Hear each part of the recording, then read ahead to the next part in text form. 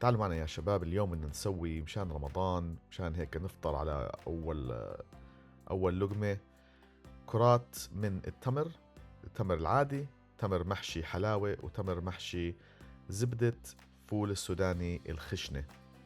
تعالوا معنا نشوف كيف رح نسويهم. كتير سهلين، بتقدر تسويهم هيك وانت قاعد تتسلى على شي مسلسل شامي، مسلسل رمضاني، أو بتقرأ قرآن، أو بتسوي لك أي شيء. نبلش أول إشي بالتمر، تمر مدجول. إحنا هذا النوع اللي بنحبه. في ناس بحب أنواع تانية، ما في مشكلة، استعمل بدكم إياه. تقريبا نص كيلو. راح نفتح كل حبة، نقيم منها البذرة ونرجعها على الكومة. التمر فظيع، فوائده كتيرة، بيحسن الذاكرة ووظائف الدماغ، وبديل ممتاز للسكر، غير طبعا مضادات الأكسدة الموجودة فيه. هي بقوي، كاتب لك إياهم، بقوي العظام، ممتاز لضغط الدم وعاجة الإمساك. انا صراحه كتير بحبه. اذا بدي اروح مثلا عندي رياضه او جيم او اشي هيك، باخذ لي حبه قبلها، بكون ممتاز. وبعرف انه يعني ما بزيد كتير، مش تاخذ لك 20 حبه، حبه حبتين بالعد يعني بالعقل. طبعا بنحط هلا زبده بالطنجره ونبلش نحركه. ما بدنا نطبخه، بس بدنا ندوب احنا الزبده، مشان هيك يعني مش تقعد تقلي لي اياه. بس تخلص الزبده وتدوب وتحركه كلياتهم. بدنا نعجنه بالخلاط اليدوي. احنا بنستعمل، في ناس بتقدر تستعمل الخلاط العادي، ما في مشكلة. بتقدر تستعمل اشياء زي حب الهيل والقرفة، بس احنا هلا بدنا نخليه زي ما هو، بدناش نغير طعمه. وبدال الزبدة بتقدر تستعمل اشياء تانية كمان. في سمنة بتقدر تستعمل فيها زبدة جوز الهند. في حتى بتقدر تستعمل فيها زيت زيتون. ممكن تغير الطعم شوي، ما في مشكلة. كل واحد حسب ايش الطعم اللي هو بفضله.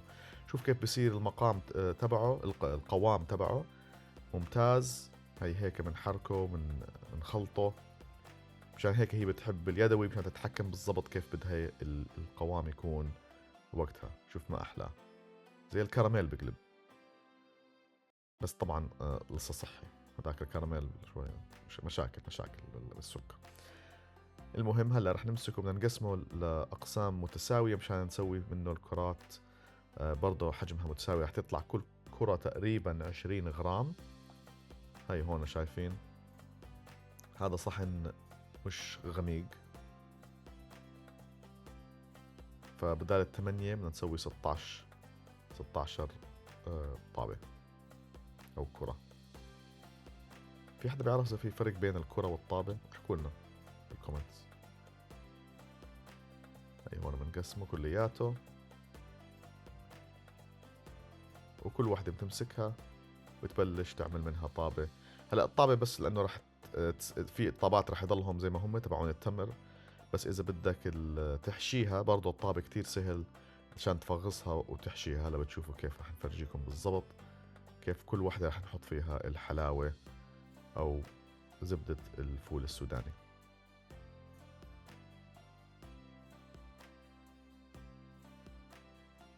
هي كمان واحدة حلوة هون، يعني بتتسلى. وزي ما قلنا لكم التمر كتير مفيد طبعا. الحمد لله وقت رمضان الواحد هيك بفطر عليها. أول حبة بتعطيك شوية طاقة، بترجعك، بكون واحد شوي تعبان. هاي بنعملهم كلياتهم، بنجهزهم للحشي. فأول إشي بالحلاوة.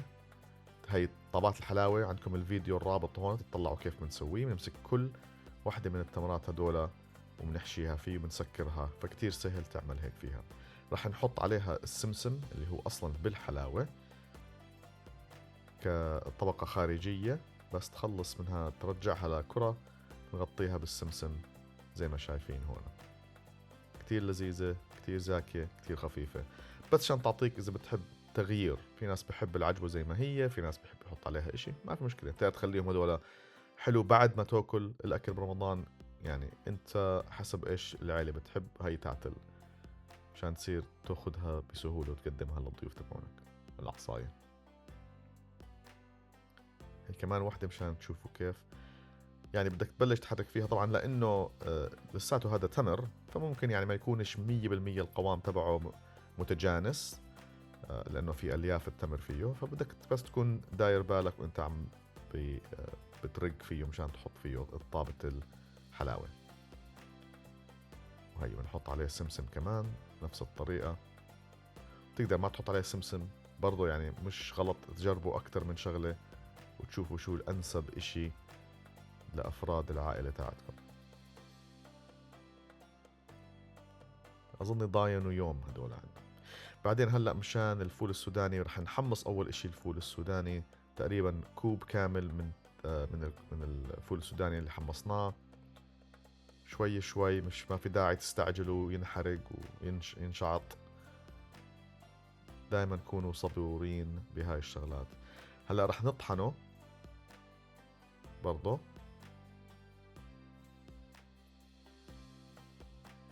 ما رح نطحنه يكون كتير ناعم، لانه رح نضيف زبدة الفول السوداني اللي برضه سويناها وهي الرابط تبعها نضيفه عليه، فرح نخلطه مع بعض. مشان هيك قلت لكم انا زبدة فول سوداني الخشنة، لانه هي عبارة عن الزبدة الناعمة زائد قطع من الفول السوداني.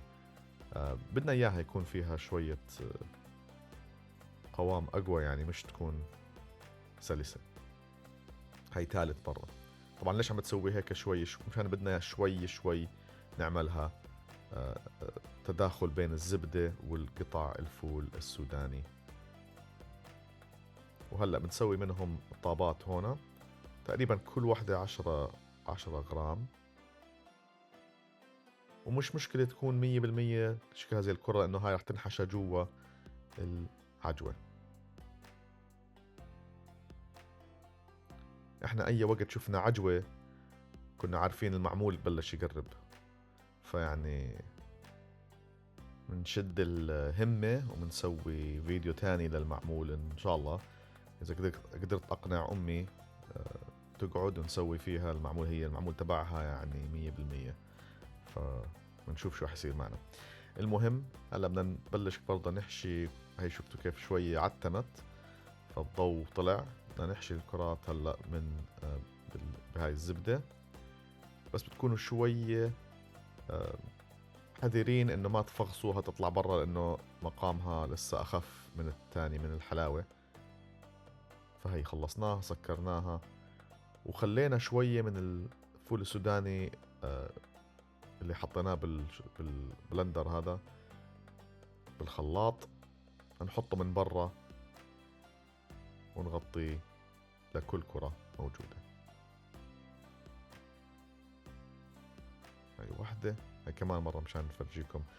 زي ما قلت لكم كونوا صبورين، معلش التمر العجوة ما راح تكون 100% زي كأنك عم بتشكل اشي زي الكراميل ولا شغلة، لا راح يتفتفت من هون لأنه في لسه ألياف وما ألياف.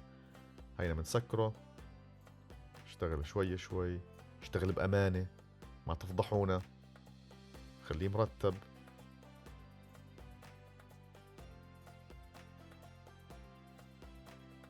شوف ما أحلى. طبعا إذا الشباب شاطرين بالمنسف ممكن تستعمل إيد واحدة، يعني أنت كل واحد حر كيف بشكلهم هذول.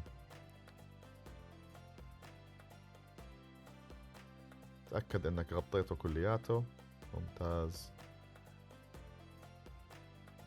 وطبعا للي ما بده يحط أي إشي في العجوة السادة زي ما هي نحطها، يعني سووا شكلها شوية مدور مرتب، بلاش تفضحونا مع الضيوف.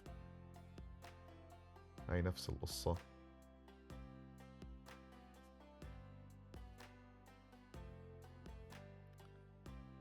يعني هاي الشغلة راح تطير أنا بقول لك. فقبل ما ناكلها طبعا تأكدنا، فبعتنا ابني على النخلة يطلع لفوق يشوف إذا الشمس نزلت، وزي ما شايفين الله أكبر الله أكبر.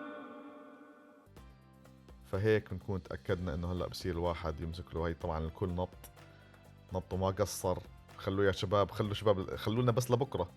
كل واحد أخذ لي مش بس وحدة، تنتين ثلاثة، اللي بده يقول كل الأنواع. لاحظوا إنه إيدي ما كانت بالنص، هاي آخر وحدة مرتي لأنها بتحبني خلت لي إياها وطعمتني إياها بوقت تاني.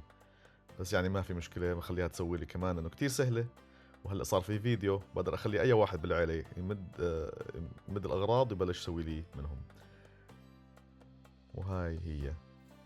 فشكرا كتير وصحتين يا شباب، ورمضان كريم.